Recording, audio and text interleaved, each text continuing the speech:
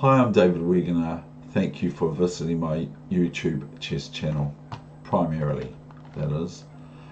Here we go with today's game for you that I've sought out between a few of them. My opponent is rated Switzerland 2022 on chess.com, and I am at the time 2107. So that's for Blitz only, not for match games or anything like that. I believe my opponent wouldn't have been happy after this, but I wasn't happy with my play throughout this game. It was pretty knobbly, really.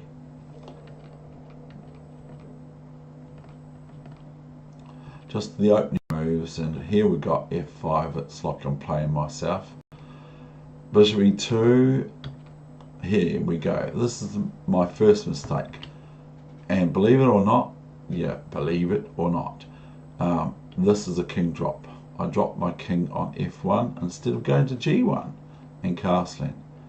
And because otherwise this position would be a lot better than what it becomes. I'll just open it up, why not? King g1, because black here is threatening bishop e5, and I can only capture with a d pawn, etc., and I lose at least a pawn.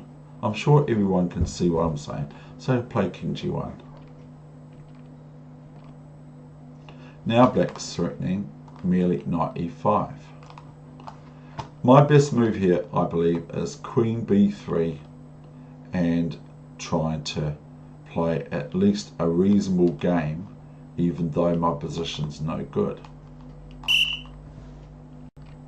I play bishop g5 with the idea of knight e5, bishop e7, rook somewhere, and then bishop c5. I knew that black would play queen c7, but I go for this sort of idea. Not that it's any good, so don't try this at home. Bishop h5, look, this is called clutching at straws all over the place. But now, because black's played g6, I've now got a black squared bishop. So I've got possibilities of doing all right, but really I'm in a terrible position. So here black has to look after their knight, of course. Maybe knight c4 is a good idea for black, but they played knight c6. h4, what else? h5, g5, what else? h6, what else? Queen f4. Now come threats to my king. Now, this is just a threat of just this alone as well.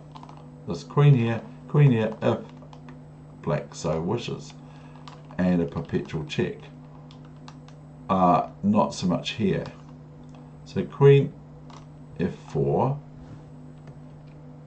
rook h5.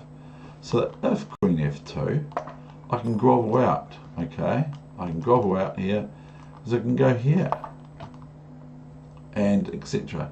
So a wee bit different, plus I'm attacking this g-pawn, which is getting a little bit knobbly to sort of defend.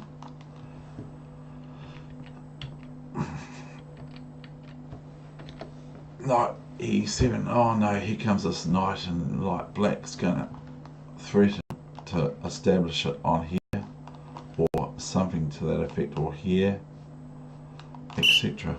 So I play bishop g4. See, I'm clutching at straws.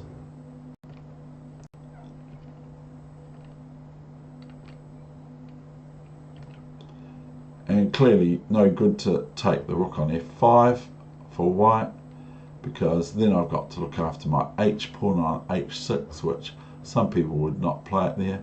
But I feel the tide turned a wee bit, but nothing like compensation or whatever. Rook g5, rook f1, and now I get some play. So what is black to do? Black's going to lose their g pawn unless they play rook h2. I mean queen g3. Don't know where rook h2 came from. So they do play queen g3, and I play queen f2 because, frankly put, I don't see anything better. Queen f2, rook f2. So now we're in the pawn grabbing situation. So any pawns I can find, if your pawn's down, you don't swap off pieces, you swap off pawns. If your pawn's up, you swap off pieces. It's the sort of rule of thumb, but it's not a rule, but it's just a sort of a general principle. Something like that. I learnt it off by heart. Here I get a pawn, which is good. I need this pawn. Now king h8. What would you play if king h8?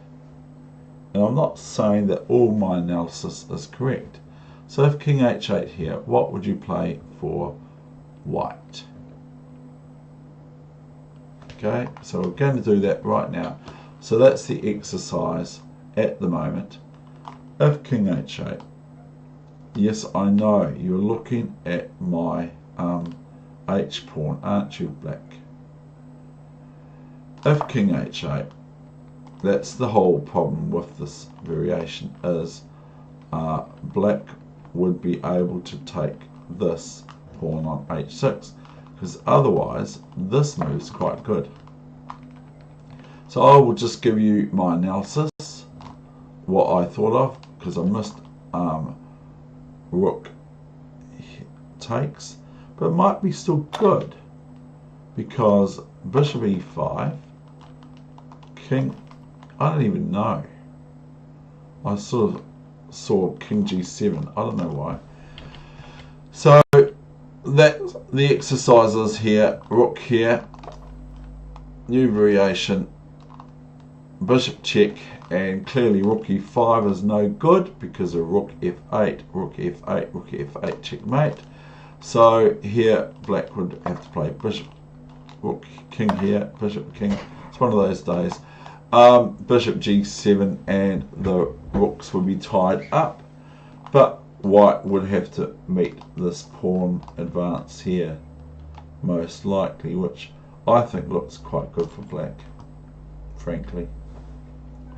So my analysis for the exercise isn't completely correct, but it's interesting, I'll give it that. Rook g6. So now I take because I have to.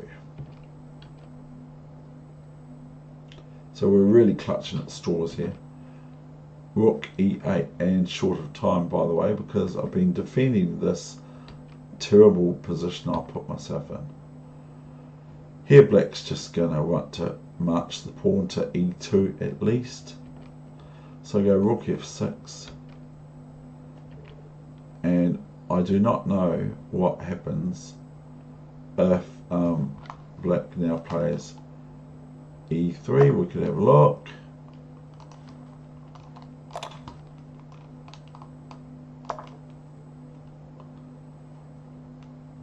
You know, it's just not good. I believe it's not very good, dear Watson. So I think that black's just got a one position, that's all there's to it. I'm going to lose something here. So e3 is probably better without looking at it on the computer. Bishop e3, now I've got myself stationed a bit better.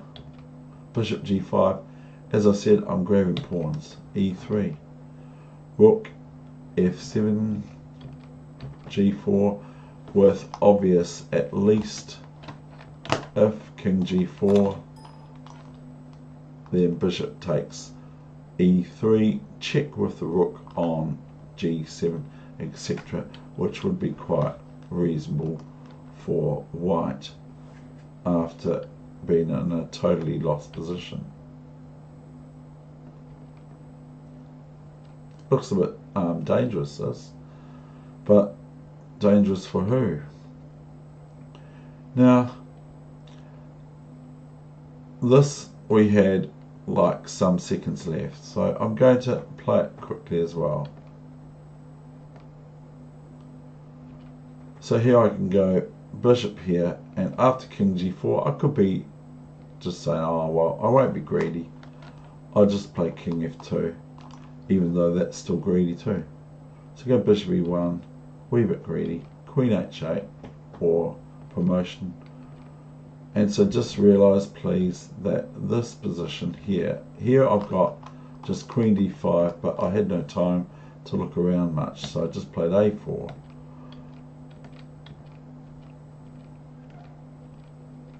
And the rest was played very, very quickly indeed, but not as quickly as the greats.